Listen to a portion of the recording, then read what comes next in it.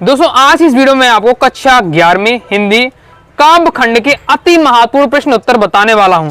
जैसा कि दोस्तों आपको पता है कि आपकी कक्षा 11वीं की हिंदी की वार्षिक परीक्षा 3 फरवरी को होने वाली है। हिंदी की वार्षिक परीक्षा 3 फरवरी को दोस्तों आपको पेपर है।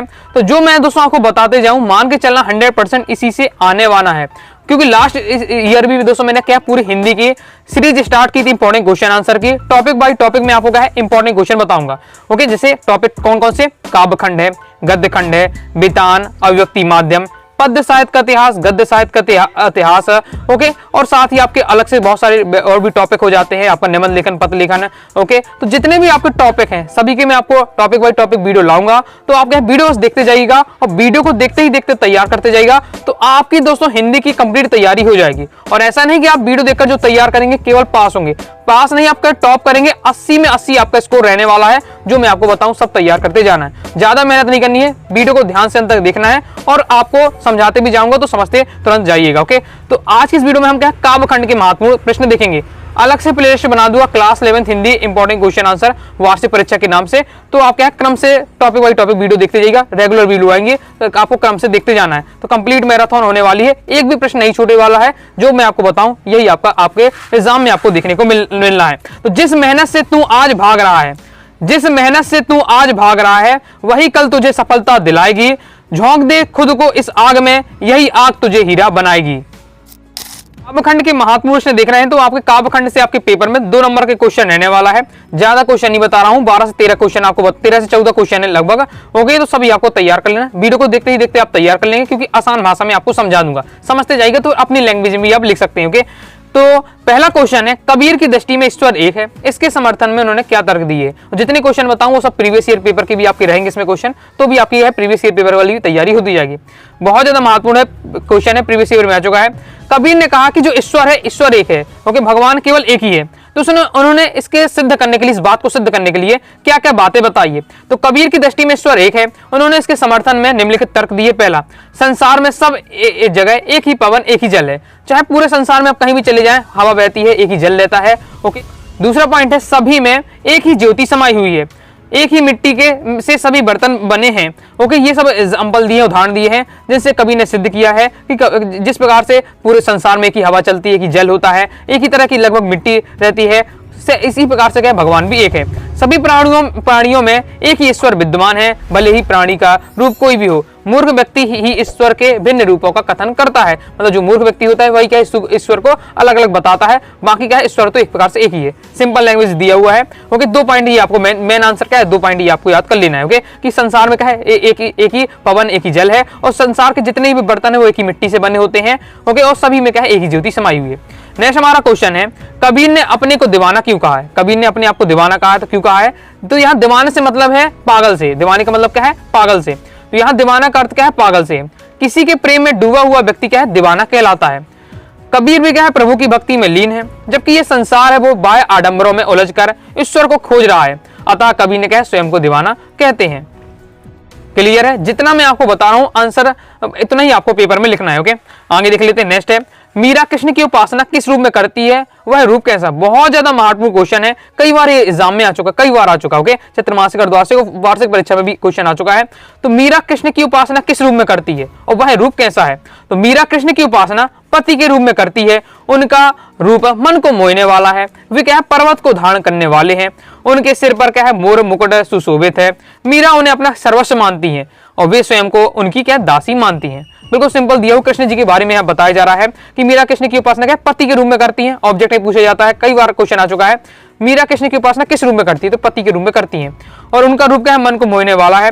और कृष्ण जी के बारे में बताया जा रहा है कि वे क्या है पर्वत को धारण करने वाले हैं। उनके सिर पर क्या है मोर मुकुट सुशोभित है, और मीरा उन्हें क्या अपना सर्वस्व मानती है और वे स्वयं को उनकी है दासी मानती है। कंप्लीट हो जाता है, आगे देख लेते हैं। नेक्स्ट हमारा क्वेश्चन है, मायके आई बहन के लिए कबीर ने घर को परिताप का घर क्यों कहा है। ओके, जो घर की याद वाला जो आपका चैप्टर है, भवानी प्रसाद मिश्र जो उसके कवि हैं, तो उसमें जो कवि है भवानी प्रसाद मिश्र हैं, वो क्या कहते हैं कि मायके आई बहन के लिए कवि ने उन्होंने कहा परिताप का घर कहा है। ओके, तो परिताप का घर क्यों कहा है। तो बहन मायके में अपने परिवार वालों से मिलने के लिए खुशी से आती है, वह भाई बहनों के साथ बिताए हुए क्षणों को याद करती है। घर पहुंचकर जब उसे पता चलता है कि उसका एक भाई क्या है जेल में है, तो वह बहुत दुखी होती है। इस कारण कवि ने घर को वह परिताप का घर कहा है। क्या सिंपल बताया जा रहा है, क्योंकि उस समय क्या था, जो भवानी प्रसाद मिश्र में पांच भाई बहन थे, तो 5 थे, तो उसमें से जो भवानी प्रसाद मिश्र थे उस समय क्या जेल में थे, तो जेल में थे, तो कवि ने घर को परिताप का घर इसलिए कहा है, जब उनकी बहन क्या उनके घर आई, अपने घर आएगी, ओके, जब सभी भाइयों को तो देखेगी, लेकिन एक भाई को जब उनको याद आएगा कि एक भाई तो क्या जेल में है, तो उसे क्या बहुत ज्यादा दुख होगा। इस कारण कवि ने क्या घर को परिताप का घर कहा है। सिंपल है, थोड़ा समझ कर आपको रखना है। ओके, ये तो क्वेश्चन रिपीट हो गया है, आगे देख लेते हैं। आगे नेक्स्ट दोस्तों हमारा क्वेश्चन है, पिता के व्यक्तित्व की किन विशेषताओं को घेरा गया है। तो ये किन पिता की बात हो रही है, तो भवानी प्रसाद मिश्र की जो घर की याद वाली कविता है, उसमें जो भवानी प्रसाद मिश्र जी है वो अपने क्या है पिता की व्यक्तित्व के बारे में बताते हैं कि उनके पिताजी किस प्रकार से होंगे, उनकी कौन कौन सी विशेषताएं बताई गई हैं वो आपको बताना है। यहाँ तो मैंने कहा 6 से 7 पॉइंट दे दिए, लेकिन इतना नहीं पढ़ना, केवल 2 से 3 पॉइंट ही माइंड में आपका रहता है, पर्याप्त है। 2 नंबर का यहाँ से आपको क्वेश्चन आना है, 2 लाइन में सभी आंसर आपको तैयार करके रखने हैं। जैसे पहला है कि पिताजी पूर्णतः स्वस्थ है, बुढ़ापे ने उन्हें क्या अभी तक छुआ नहीं है। दूसरा है वे देश प्रेमी है, उनकी प्रेरणा पाकर कवि ने क्या स्वाधीनता आंदोलन में भाग लिया है। तीसरा है वे दौड़ लगाते हैं, दंड पेलते हैं, वे मौत के सामने आने पर भी नहीं डरते हैं, वे खिलखिलाकर हंसते हैं, वे क्या तूफान की रफ्तार से काम करने की क्षमता रखते हैं, वे गीता का पाठ करते हैं, वे भावुक प्रवृत्ति के हैं। ओके, इस प्रकार से दिया है, मैंने 7 विशेषता बताई हैं कवि के पिता की व्यक्तित्व की विशेषताएं। ओके, लेकिन आपको यार 2 से 3 आपको जो भी सही लगे वो तैयार कर लीजिएगा। लाइक और शेयर ठोक दीजिए, महाकाल का लाइक और शेयर ठोक दीजिए। पूरा साल मेहनत करता हूँ आपके लिए बेटा, ऐसा नहीं चलेगा, ऐसा नहीं चलेगा। आगे नेक्स्ट हमारा क्वेश्चन है, चंपा को किस बात पर अचरज होता है और क्यों। चंपा है, किस बात पर उन्हें चंपा को आश्चर्यचकित होता है और क्यों होता है। तो चंपा निरक्षर है, मतलब चंपा क्या पढ़ना लिखना नहीं जानती है। जब कभी अक्षरों को पढ़ना शुरू करता है तो चंपा को हैरानी होती है कि इन अक्षरों से स्वर कैसे निकलते हैं। वह अक्षर व ध्वनि के संबंध को नहीं समझ नहीं पाती है। उसे नहीं पता कि लिखे हुए अक्षर ध्वनि को व्यक्त करने के का ही एक रूप है। ओके, चंपा क्या निरक्षर है, उसे पढ़ते लिखते बनता नहीं है। जब कभी पढ़ते हैं तो जब कभी पढ़ते हैं तो जब चंपा कवि को देखती है किस प्रकार से पढ़ रहे हैं तो चंपा को आश्चर्य होता है। क्यों? क्योंकि चंपा को लगता है कि किस प्रकार से ये काले काले अक्षर लिखे हुए हैं और इनसे बातें कैसे निकल जाती हैं, अर्थ कैसे निकल आता है, तो इसलिए चंपा को आश्चर्य लगता है। सिंपल दिया हुआ है। नेक्स्ट हमारा क्वेश्चन है, कवि जो है उम्र भर के लिए पलायन क्यों करना चाहता है। ओके, गजल में आपका दुष्यंत कुमार जी कहते हैं कि मैं क्या उम्र भर के लिए पलायन होना चाहता हूं। तो क्यों होना चाहते हैं, उम्र भर के लिए पलायन करने की बात क्यों कही है। तो गजल कविता में कवि उम्र भर के लिए पलायन इसलिए करना चाहता है क्योंकि कवि के अनुसार नेताओं ने घोषणा की थी कि देश के हर घर को क्या चिराग से रोशन कर देंगे, मतलब हर घर को चिराग से रोशन कर देंगे, यानी हर घर में क्या होंगी, सुख सुविधाएं होंगी, अर्थात देश के हर नागरिक को क्या है हर तरह की सुख सुविधाएं उपलब्ध होंगी।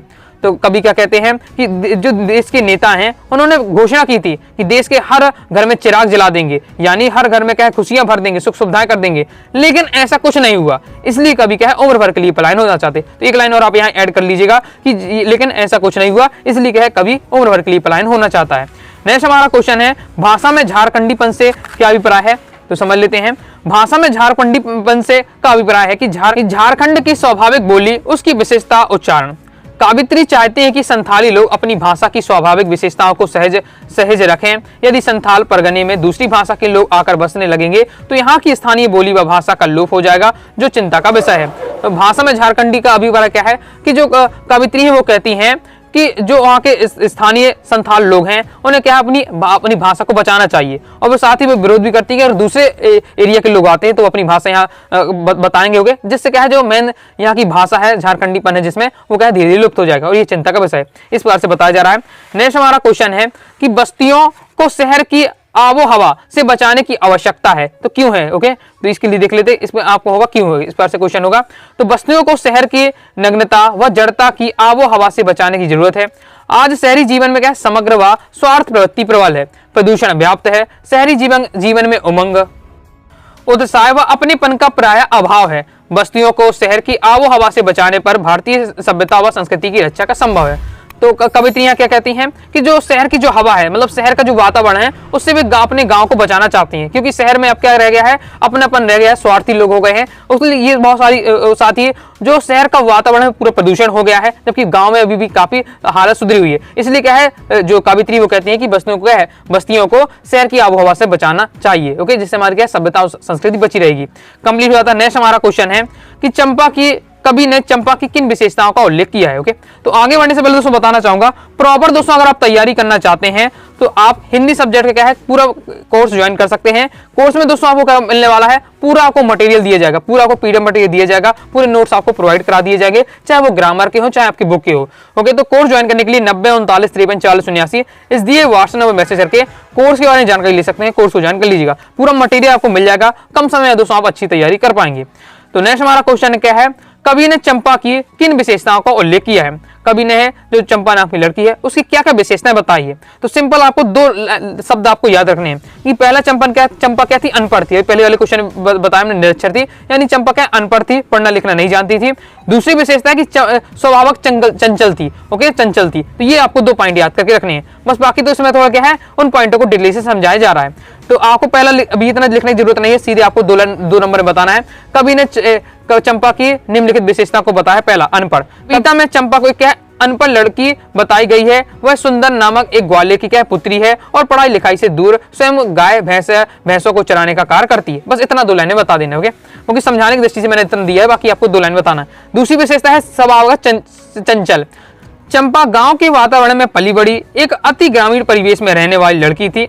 वह स्वभाव से अत्यंत कोमल और भोली भाली थी और चंचल भी थी। तो बस ये आपको बताना है, तो 2 विशेषताएं हो जाती, समझ गए। चंपा एक अनपढ़ लड़की थी, दूसरा है स्वभाव के चंचल। ओके, नेक्स्ट हमारा क्वेश्चन रहने वाला है, मानव शरीर का निर्माण किन पंचतत्वों से हुआ। बहुत ज्यादा इंपॉर्टेंट है ये वाला क्वेश्चन, 2 नंबर में भी कई बार आया और एक वाक्य ने पूछा गया। तो एक वाक्य ने पूछे चाहे 2 नंबर में, आंसर क्या है याद रखिएगा, मानव शरीर का निर्माण 5 तत्वों से हुआ। कौन कौन से, अग्नि, जल, वायु, धरती, आकाश, ये आपको याद रखना है।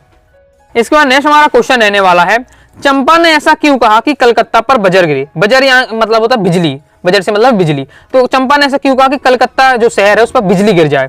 तो समझ लेते हैं, चंपा नहीं चाहती थी कि उसका पति उसे छोड़कर कमाने के लिए कलकत्ता चला जाए। तो कवि ने चंपा को बताया कि जब भी शादी हो जाती है तो उनके जो पति होते हैं वो कहाँ चले जाते, कलकत्ता चले जाते पैसे कमाने के लिए। ओके, तो जब चंपा को ये बात पता चलती है तो चंपा ये नहीं चाहती कि उसका जो पति है वो क्या है पैसे कमाने के लिए क्या है कलकत्ता चला जाए। ओके, तो कलकत्ता शहर परिवार को तोड़ने वाला है। तो यहाँ चंपा क्या बताती, जो कलकत्ता शहर क्या है परिवार को तोड़ता है, यह प्रत्येक प्रकार का शोषण का है। इस शोषण से आम व्यक्ति के जीवन नष्ट हो जाता है। चंपा अपने पति से अलग नहीं होना चाहती है, अतः वह कलकत्ता का विनाश चाहती है ताकि उसका परिवार नहीं टूटे। तो कलकत्ता का विनाश चाहती है, इसलिए वो कहती है कि कलकत्ता पर क्या बिजली गिर जाए। ओके, तो ये कंप्लीट हो जाता है। नेक्स्ट एक और आपको तैयार करना है, आओ मिलकर बचाएं कविता में कवित्री बच्चों और बड़ों के लिए क्या बचाना चाहती हैं।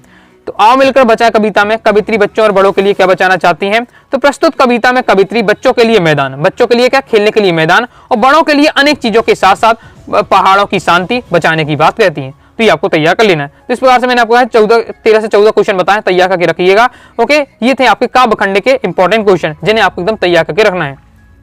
क्रम से दोस्तों हम टॉपिक वाइज टॉपिक पढ़ते जाएंगे, तो अलग से प्लेलिस्ट बना दूंगा, तो प्लेलिस्ट में जाकर क्रम से वीडियो देखते जाइएगा और रेगुलर आप पढ़ते जाइएगा। दोस्तों वीडियो पसंद आए वीडियो लाइक करके सब्सक्राइब जरूर कर दीजिएगा। साथ ही दोस्तों टेलीग्राम चैनल व्हाट्सएप चैनल को ज्वाइन कर लीजिएगा।